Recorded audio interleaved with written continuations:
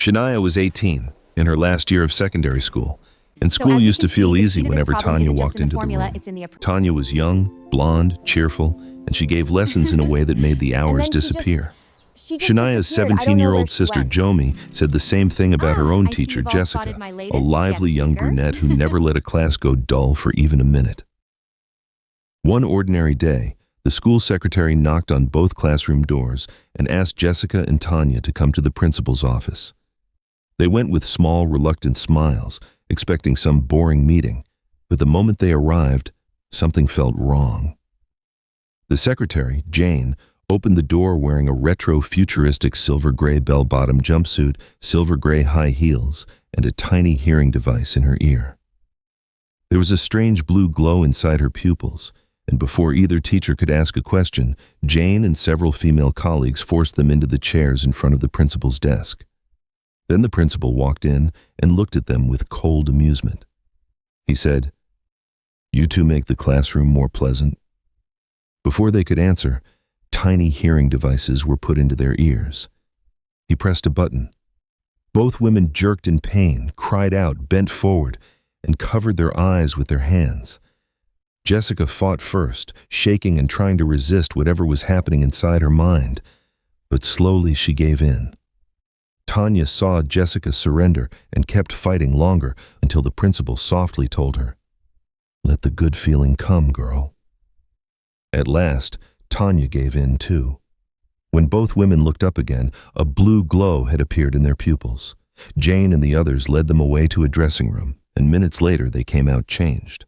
Both teachers now wore matching retro-futuristic silver-gray bell-bottom jumpsuits, silver-gray high heels, the hearing devices still in their ears, and that same blue light in their eyes. They looked calm, stiff, and no longer fully themselves. The next day, Shania noticed at once that Tanya was not acting normal. Her smile was gone, and her warm way of teaching had turned cold and strict. Shania got punished for small things and had to stay after class. Later she found out that Jomi had also been forced to stay late, even though Jessica had never been this harsh before. The sisters talked about it, both confused, both uneasy, because their teachers had changed overnight. The day after that, the classes were told to go together toward the principal's area.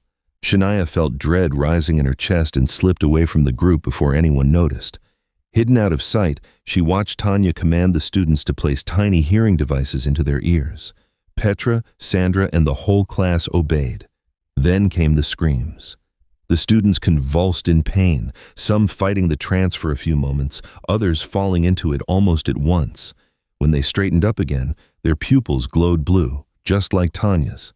Tanya ordered them toward the changing room, and several minutes later the girls came back wearing retro-futuristic blue bell-bottom jumpsuits and high heels, the devices still in place, their faces empty. Shania ran home in shock, not knowing that Jomi's class had gone through the same nightmare. She told everything to her beautiful blonde mother Saskia, but later that evening Jomi came home late and walked past them as if she did not even see them. She went upstairs in silence. Jomi wore a retro-futuristic green bell-bottom jumpsuit, green high-heeled shoes, the hearing device in her ear, and the same blue glow in her pupils. She looked like she was moving in a trance. Saskia watched her from a distance and saw Jomi hide her schoolwork, walk through the living room, then leave the house again without a word. Saskia asked Shania to come with her, and together they secretly followed Jomi back to school. Inside, Jomi entered Jessica's classroom, then came out again and walked toward a large hall. There, Shania and her mother saw rows of students sleeping upright inside tubes. Jomi stood inside one of them. Petra and Sandra were there too. The sight made both of them freeze with horror, but before they could escape, two transformed teachers found them and dragged them to the principal's office. Saskia was forced into the chair. A hearing device was pushed into her ear while Shania watched in terror, already knowing exactly what would happen next. The principal activated it. Saskia screamed in pain, bent forward and clutched at her face. Then she straightened, fighting the trance with everything she had. For one brief moment, she turned toward Shania as if she still recognized her, but then the blue glow flooded her pupils. She stood up stiff and blank, staring forward, her will gone. Somehow, in the confusion, Shania escaped and fled down the stairs into the basement. There she found a few girls and teachers who were still normal. A beautiful red-haired teacher named Darcy took charge and listened as Shania explained everything: the devices, the glowing eyes, the strange jumpsuits, and the way the principal was turning students and teachers into obedient shells. They hid through the night, but by morning, Shania wanted answers. She said she had to go back to the principal's office and look for plans or proof of how the devices worked. Back upstairs, she slipped into the office and searched fast. She found documents explaining how the tiny hearing devices had been refined into mind control tools. Before she could read more, she heard footsteps and hid under the desk. The door opened. She watched her own mother walk in hand with the principal. Saskia now wore a white retro-futuristic bell-bottom jumpsuit, white high heels, and the device in her ear. They spoke quietly, then left again, and Shania barely managed to breathe until the room was empty. She moved through a dark corridor and saw the scale of it all. The first-year girls stood together in red and yellow outfits, the second-year girls in blue and white outfits, all wearing the devices, all with glowing blue pupils. Then she saw Darcy and the other teachers from the basement being forced into silver-gray jumpsuits. Their devices were activated one by one, and each woman went rigid as the blue light appeared in her eyes. Darcy tried to attack the principal, but two newly changed teachers held her back. Her own device was activated, and she fought harder than anyone Shania had seen. She trembled, cried, and struggled against it while staring toward the dark hallway where Shania hid, almost as if she wanted to tell her to run. But in the end, even Darcy gave in and stood still with blue glowing eyes. The principal and Saskia looked over their growing army with open triumph. Saskia ordered the younger female students to follow her, and they obeyed instantly. The next day, Shania saw another stage of the nightmare unfold.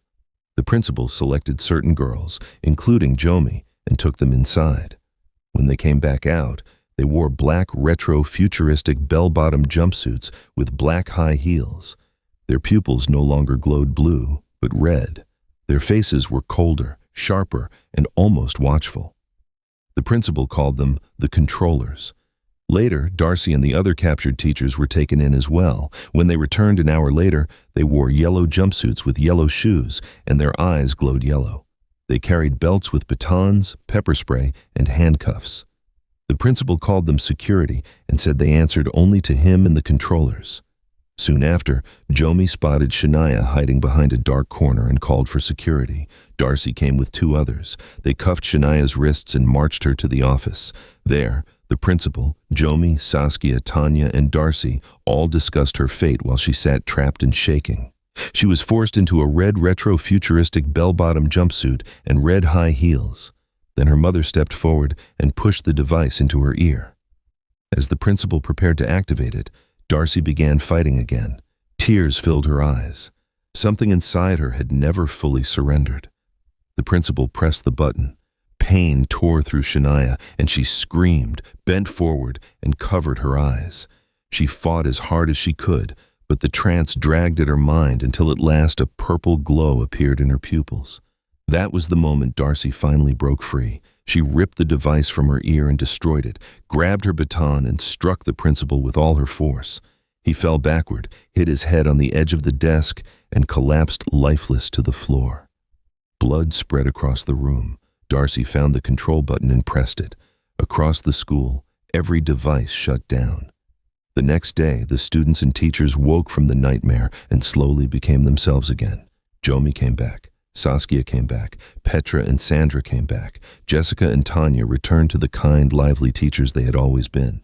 And after everything that happened in those halls, Darcy became the new principal, determined to make sure no one would ever lose themselves in that school again. Some places look safe until the wrong person gets control, so never ignore the moment your gut tells you something is very wrong.